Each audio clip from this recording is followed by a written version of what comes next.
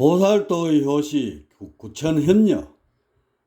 나이산이라 먹은 무풍이 자신의 아들을 자주 찾는 것에 꺼림칙했던 부친은 그가 죽자 문득 두려운 생각이 들었다. 자신과 무풍은 동년배였기 때문이다. 이러다 하나뿐인 아들 장가 드는 것도 못 보고 황천길을 갈지도 모른다는 생각이 가슴을 옥죄어왔다. 그래서 급히 매파를 불러 혼처를 알아봤다. 이것저것 별로 따지지 않고 후덕한 성품만을 조건으로 걸었기에 어렵지 않게 여염집 교수를 며느리로 맞이할 수 있었다. 이때의 본주의 나이 19세였다. 본주는 부친이 우려한 대로 2년 간격으로 부친의 상을 겪었다. 그리고 겨우 아들 하나를 두게 됐는데 부모에게 손자를 안겨주지 못한 것이 내내 마음에 걸렸다. 그래서 수시로 무덤가에 가서 아이를 그곳에 뛰어놀게 함으로써 죄송스러움을 대신했다. 아들의 이름은 구아이다. 자신의 실존을 찾으라는 의미에서 지어준 이름이다. 본주는 아들을 자신이 가르쳐볼까도 생각해봤다. 하지만 아버지와 스승을 겸하는 것만큼 어려운 일도 없었다. 부적이란 것이 어쩔 수 없이 개입되기에 아들을 일정한 틀에 맞춰 가르치기가 여간 어려운 것이 아니었다. 그래서 하는 수 없이 외지의 스승을 물성해서 아들의 공부를 맡겼다. 그리고 중도의 아들의 공부에 대해 자신이 이런저런 말을 섞으면 스승을 혹시라도 우습게 볼까봐 이런 방구도 하지 않았다.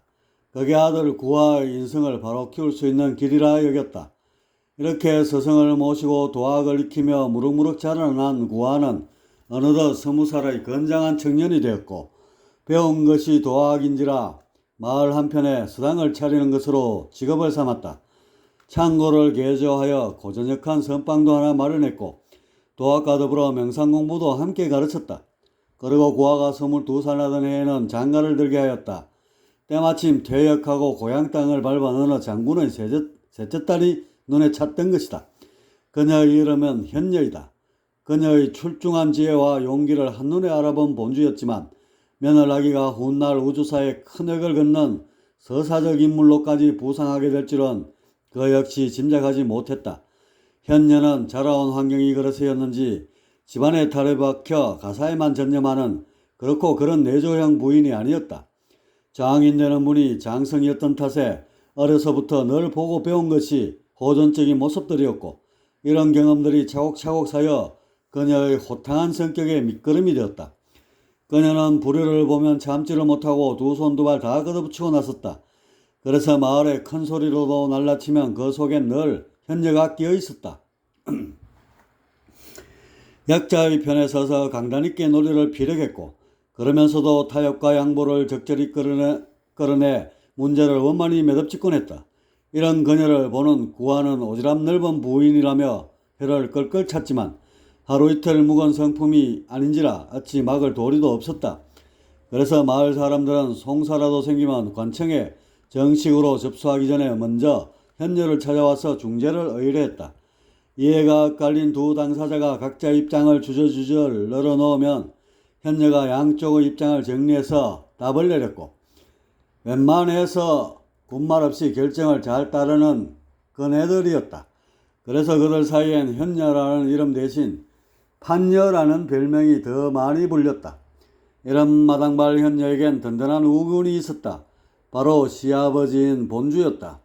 본주의 눈엔 며느리의 적극적 현실 참여가 천방지축이 아니라 왕성한 창조활동으로 비춰졌던 탓이다. 사실 이런 적극성이 턱없이 부족했던 본주가 아니었던가. 늘 한 발 물러나서 사태를 관망하고 평가만 하던 자신이었다. 며느리는 그런 자신과 정반대였다. 매사에 적극적으로 참여해서 변화를 주도했고 이로써 늘 창조의 주체로 우뚝 섰다. 그렇게 본주는 그런 며느리를 지켜보고 응원해주면서 자신에게 부족했던 부분을 조금씩 채워나갔던 것이다.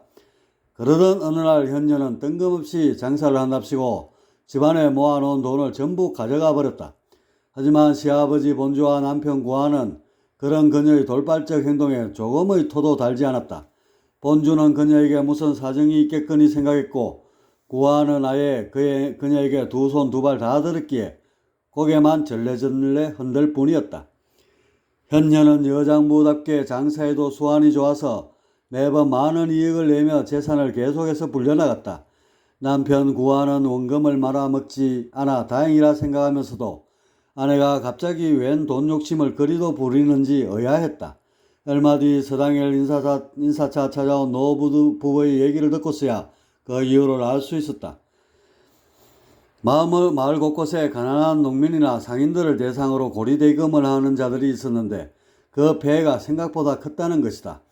이런 사실을 안 현녀가 자금을 마련코자 장사에 뛰어들었고 이렇게 해서 번 돈을 저리로 융통해 줌으로써 악덕 대부업자들의 횡포를 막아냈다는 얘기였다. 노부부는 자신들도 그 덕을 후하게 받고 마침 서당을 지나던 길에 인사라도 드릴 겸 찾아왔다는 거였다. 그러면서 집에서 손수 순 김이 펄펄 나는 두부를 놓고 갔다. 마침 시장기가 돌던 차에서 구하는 서당에 있던 몇몇 제자들과 함께 두부를 나눠 먹었다. 그 맛이 그렇게 구수하고 담백할 수가 없었다. 자신이 가끔씩 눈총 아닌 눈총을 아내에게 주곤 했지만 그래도 그녀가 적덕을 하여 그 고마움을 표하는 사람들을 보노라면 흐뭇해지기도 했다. 그런데 계속해서 약자의 편에 서다 보면 강자를 적으로 돌리게 되는 법.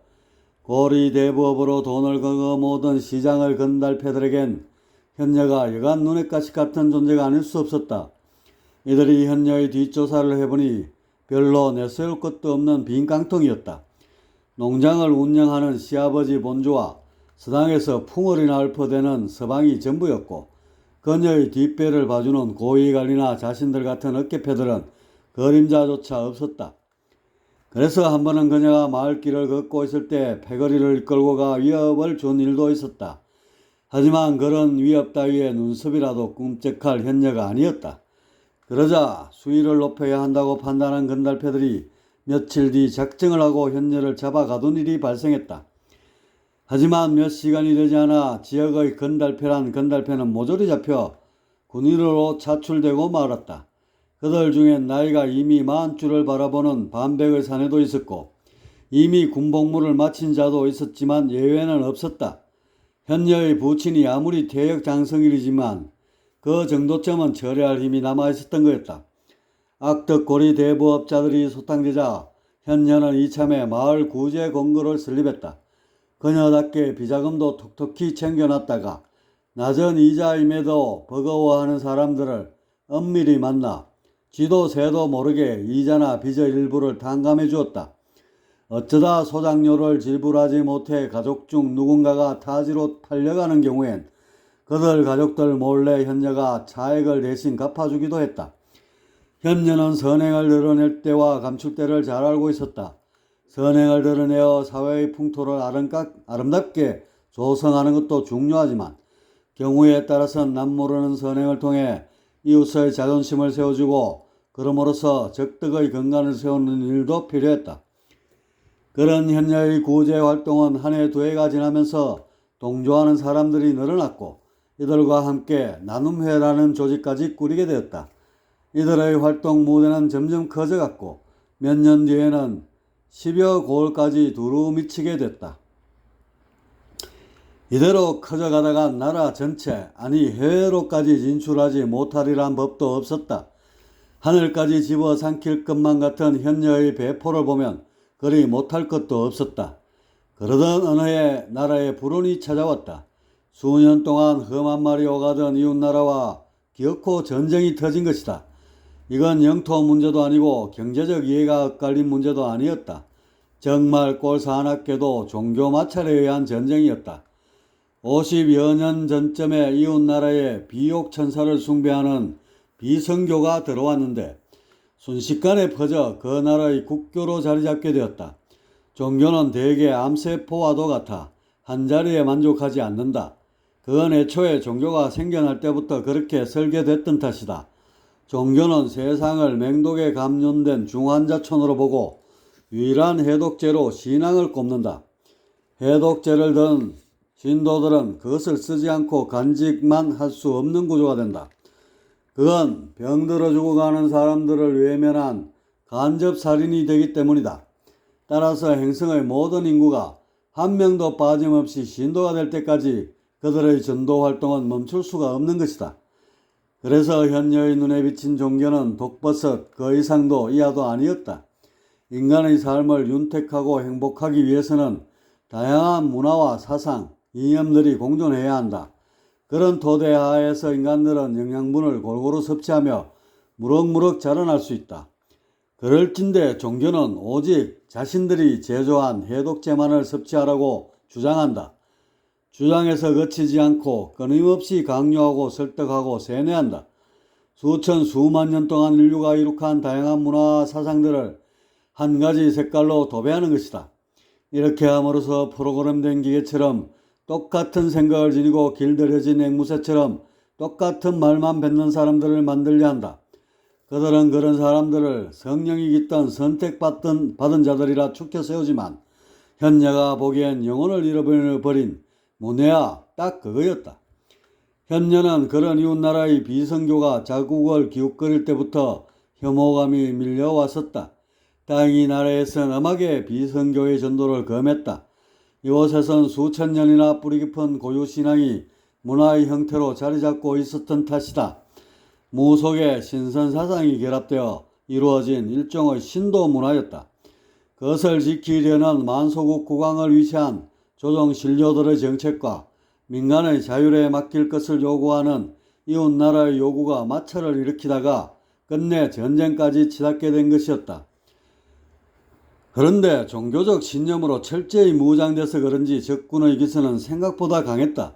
몇 차례의 전투에서 아군이 일방적으로 밀렸고 요충지 몇 곳을 내어주기도 했다. 적군의 요구는 비선교의 전도를 허용하라는 단 하나였다. 이것에 대한 약속만 받으면 곧바로 철군한다는 것이 초지일관된 그들의 명분이었다. 하지만 현녀가 보기에 그들의 주장을 수용하는 것은 몸뚱이를 살리려고 뇌를 내어주는 꼴이라 다름없었다. 물론 그들의 종교에 물들지 않도록 교육과 계몽에 신경을 쓸 수도 있는 일이다. 하지만 아직은 종교가 내세운 구원과 영생이라는 달콤한 미끼를 외면할 만큼 백성들의 의식이 성숙하지 못했다. 따라서 삽시간에 그들의 영혼은 신앙이라는 맹독에 감염되고 결과적으로 인간 좀비가 되고 말 것이다. 허나 전쟁에서 계속해서 밀리다 보면 어쩔 수 없이 그들의 요구를 들어줄 수밖에 없을 테고 그런 비극만은 절대 막아야 한다는 강한 의지가 그녀의 가슴 속에 움텄다. 그렇지만 봉사활동도 아니고 칼과 창이 난무하는 전쟁터에서 그녀가 도울 만한 것은 없었다. 그래서 겨우 생각해낸 것이 보고품과 의료 지원을 하는 것이었다. 현녀는 나눔의 회원들과 만반의 준비를 끝내고 엮고 전쟁터를 향해 길을 떠나게 됐다. 원행을 다녀온다는 현녀의 말에 구하는 미심쩍은 구석이 있었던지 그녀를 다급히 불러 세웠다. 여보, 당신 설마 엉뚱한 생각을 하는 것은 아니겠지요? 엉뚱한 생각이라니요. 당신 성격에 전쟁터라도 달려나갈까봐 해서 하는 말이요. 그렇지 않아도 그러려던 참이에요. 오늘 나눔의 회원들과 전장에 나가게 되었어요. 부상병들을 돌볼 일손이 크게 모자란다는 소식을 들었거든요. 네, 이럴 줄 알았어. 당신 나랑 결혼한 거 맞소? 아무래도 당신 남편은 내가 아닌 세상 사람들인 것만 같소이다. 허허. 어찌 그런 작은 소리를 하시나요? 당연히 저희 낭군은 당신 하나뿐이죠. 다만 세상의 구성원으로서 마땅히 해야 할 도리를 하는 것이죠. 모두들 나 몰라라 해버리면 세상이 어떻게 되겠어요? 그만합시다. 아무튼 당신은 정말 못 말리겠소. 내가 이렇게 도학 공부를 해서 망정이지 그렇지 않은 일반 사람이었다면 아마 가정에 불화가 나도 진작에 났을 것이외다. 그래서 제가 당신께 시집 온 것이잖아요. 마음이 하늘같이 넓으신 것을 알고요. 그리고 우리 아버님은 더 말할 것도 없고요. 호호. 현녀는 넉살까지 좋았다. 사실 부르통해진 남편의 표정을 금세 웃음으로 돌려놓은 것이다. 그리고 남편으로부터 각별히 몸조시 말하는 격려까지 받아내고서야 현녀는 집을 나설 수 있었다. 그리고 다시 한 달이 지났다. 전쟁터에서 무사히 돌아온 현녀는 뭐가 그리 급한지 집에는 코빼기만 비추고는 동해 번쩍 서해 번쩍 쏘다니기에 급했다. 이런 그녀를 다시금 구하가 불러세웠다. 여보, 이번엔 또 무엇을 하려는 것이오? 의병을 모집하는 중이에요. 의병요? 간호만 하다가 좀이라도 쑤셨던 것이오. 이젠 직접 칼을 들고 설치려 하니 말이오. 여보, 잘 들어보세요. 글쎄 간호활동을 하면서 봤는데 우리 측 장군의 지략이 너무 부족한 거예요. 지휘관의 판단 하나에 따라 수백, 수천 명의 목숨이 달린 것이 전쟁판이잖아요. 애꿎은 병사들이 죽어가는 광경을 숱하게 목격했지 뭐예요. 그렇다고 제가 참견할 수도 없고, 그래서 직접 의병을 모아 적의 허점을 쳐서 전쟁을 종식시키려는 거예요. 현녀는 진지하고 심각하게 말했지만 구하는 의의가 없었다. 당신의 나눔에는 사랑을 실천하는 봉사단체 아니오? 그런데 이제는 칼을 들고 사람을 죽이겠다는 것이 말이 되오? 얼핏 보면 그렇게 보이겠죠. 하지만 칼을 들어 전쟁을 종식시키면 더 많은 사람들을 살릴 수 있잖아요. 어떤 때는 사랑으로 사람을 살리지만 어떤 때는 칼로 사람을 살리기도 해요. 지금이 바로 후자인 경우예요. 지금 활인금을 말하는 거요. 네, 일살다생이라고. 소수를 죽여 다수를 살려야지요. 제가 적의 요충지만 격파하면 적들은 물러가고 한동안 평화가 찾아오게 될 거예요. 다행히 정확한 정보도 입수했고 계획대로 잘 마칠 수 있을 거예요. 현녀는 매사가 그렇듯 늘 자신만만했다. 특별히 지금껏 그녀가 헌을 말한 경우가 없었기에 구하가 대놓고 핀잔을 줄 수도 없는 노릇이었다. 당신 눈에는 전투의 흐름이 보인단 말이오.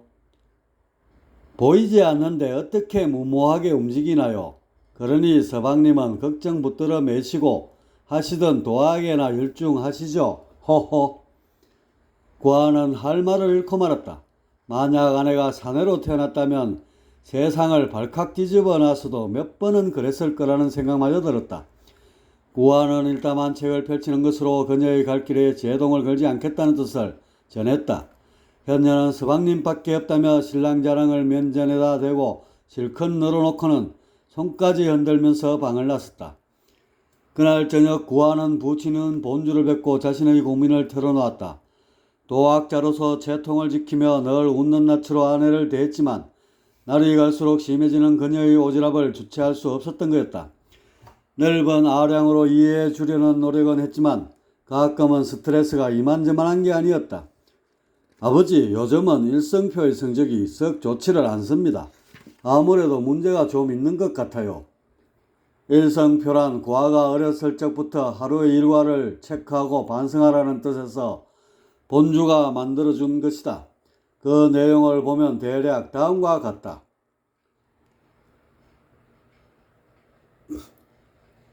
사유희락. 무언가를 함께 기쁨과 즐거움을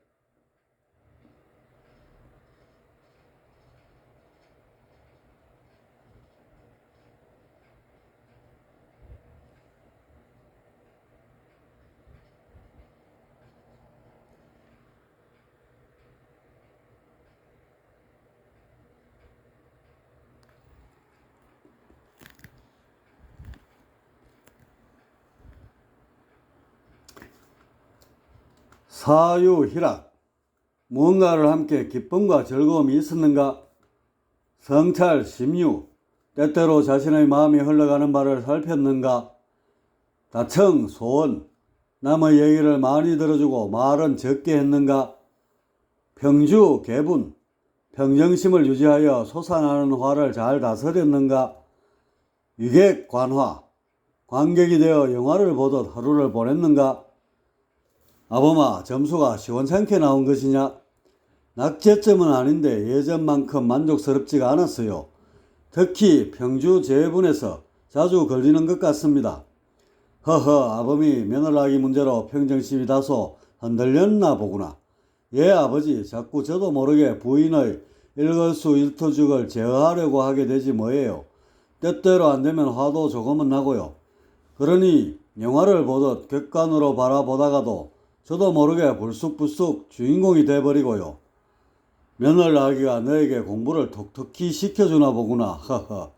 그럴수록 의식을 눈두덩이에 두고 화면과 거리를 유지하도록 하여라. 화면이 가까우면 어쩔 수 없이 쑥쑥 빨려드니 말이다. 화면에 거리를 두는 게 어디 말처럼 쉬운 줄 아세요? 구하는 매사를 너무 쉽게만 말하는 아버지가 가끔은 야속도 했다. 하지만 그래도 그에게 있어서는 아버지는 늘 하늘과도 같은 스승이었다. 이들의 대화에 등장하는 화면이란 것은 오감을 통해 들어오는 정보를 말하는데 대부분 정보가 들어오는 동시에 생각이 일어나서 머릿속에 화면을 띄우게 된다. 이렇게 되면 예외 없이 그 화면 속에 푹 파묻히면서 제2, 제3의 생각들이 끊임없이 올라오게 되고 마치 영화 속 주인공처럼 화면에 꼼짝없이 갇혀 희노애락의 노예가 되고 만다. 그래서 오감으로 들어오는 정보를 한 발짝 떨어져서 바라보라는 것이 본주가 말하는 골자이다. 의식을 눈두덩이에 두고 정보를 대하면 화면이 그려져도 그 속에 깊숙이 들어가지 않는다.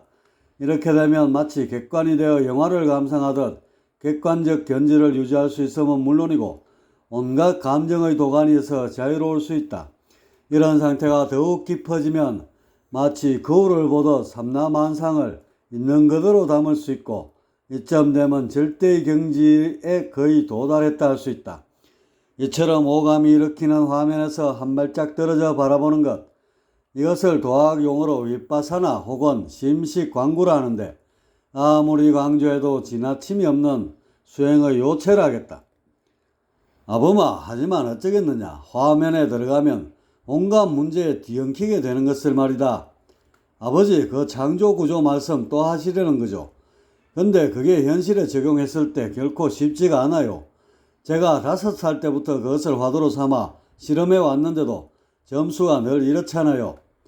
창조구조란 시시각각 생겨나는 문제들을 동력으로 삼아 가치를 만들어 내는 열린 사고의 틀을 말한다.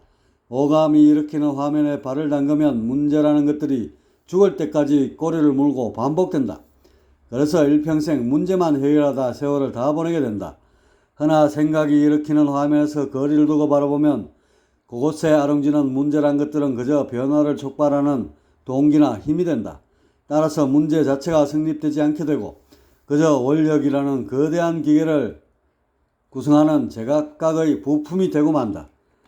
이러니 뭘 해도 가치를 생산하지 않을 수 없고 그래서 창조구조라고 말하는 것이다. 아범아, 그건 내가 아직도 창조구조의 묘리를 확실히 더뎌가지 못해서 그렇단다. 자꾸만 영화 속의 주인공이 되려는 뿌리 깊은 마음이 있기 때문이지 부품으로 돌아가려는 하긴 그런 마음이 없잖아 있어요. 관객이 되면 편안하긴 한데 재미가 좀 떨어지는 것 같거든요. 주인공이 되면 일상이 얼마나 박진감 넘치고 흥미로워요. 주인공이라 물론 경우에 따라서는 재밌을 수도 있겠지. 하지만 곧 닥쳐올 시공의 한계는 어떡하려느냐. 생로병사의 수레바퀴에 끼어 고통에 절규하며 죽게 될 텐데 말이다. 그리고 아범아, 관객이 되어 영화만 보고 있는 것이 아니지 않느냐. 관객에 익숙해지면 저절로 감독이 된단다.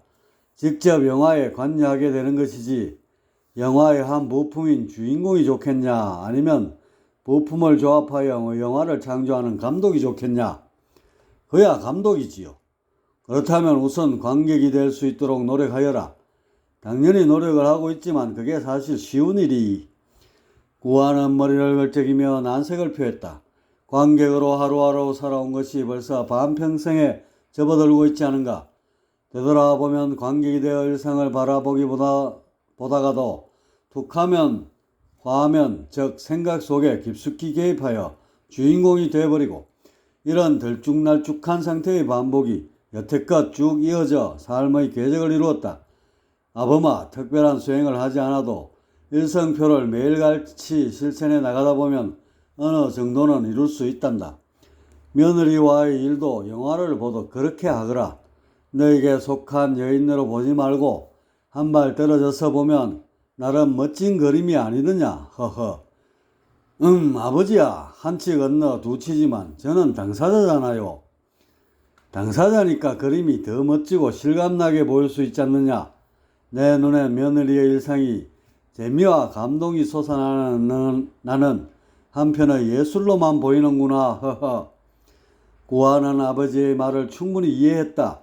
한두 번 들어온 얘기가 아니지 않은가. 하지만 현실에서 관객이 되고 나아가 감독까지 오르는 것은 결코 쉬운 일이 아니다. 그래도 노력은 하리라 마음먹었다. 왜냐, 지금껏 자신이 추구해온 도학의 궁극이 결국 그 범주를 벗어나지 않기 때문이다. 한편 현녀는 나눔회를 통해 의병을 모집했다.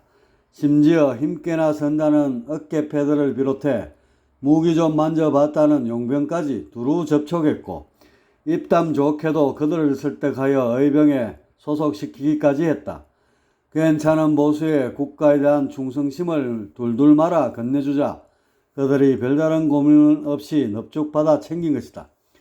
이렇게 몇 주 모자 1000여 명에 이르는 제법 규모 있는 의병 조직이 생겨났다. 이들 중 무술에 일가견이 있는 자들로 하여금 군사훈련까지 시키게 했다. 훈련은 개개인의 전투 능력을 높이는 것보다는 현녀가 세운 전술 효과를 효과적으로 펴기 위한 쪽으로 치중했다. 기밀이 누설될까봐 자세히는 밝히지 않았지만 특정 지역을 염두에 두고 전군이 한 몸처럼 능수능란하게 호흡을 맞출 수 있을 때까지 훈련을 거듭했다. 어느 정도 만족할 만한 수준이라 판단되자 현녀는 손수 맞는 갑옷을 걸치고 투구를 썼다. 무거운 철 대신에 두꺼운 가죽을 바싹 말린 후 그 위에 특수한 도료를 발라 화살이 뚫지 못하도록 처리한 것이다. 이런 갑옷을 훈련 기간 동안 제작하여 의병들 모두에게 입혔는데 몸을 가볍게 하여 기동성에서 적보다 앞서기 위한 세심한 판단에서였다. 그녀가 바라본 전쟁터는 철제 갑옷을 걸친 굼뜬 사내들의 우격다짐과도 같은 것이었다. 물론 철제 갑옷이 무엇보다 튼튼하다는 것은 누구나 아는 사실이지만 민첩성이 떨어져서 전투의 효율이 급감되는 건 어쩔 수 없었다. 이런 사실을 간파한 현녀는 그런 쇳덩어리 대신 질긴 가죽을 택함으로써 기동성을 확보했다.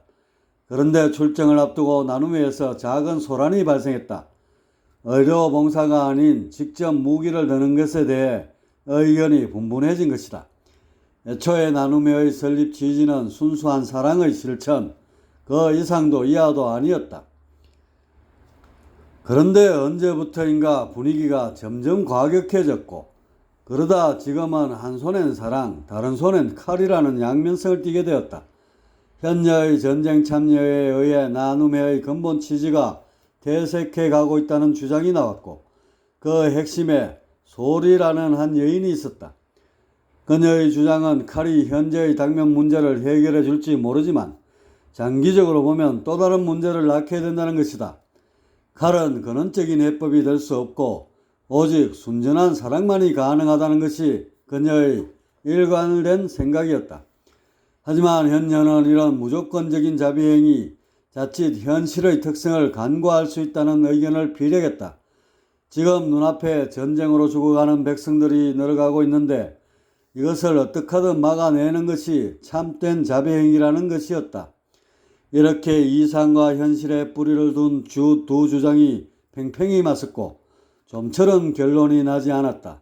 서로의 의견이 첨예하게 대립했지만 나눔회 자체가 둘로 갈라지는 물상사는 발생하지 않았다.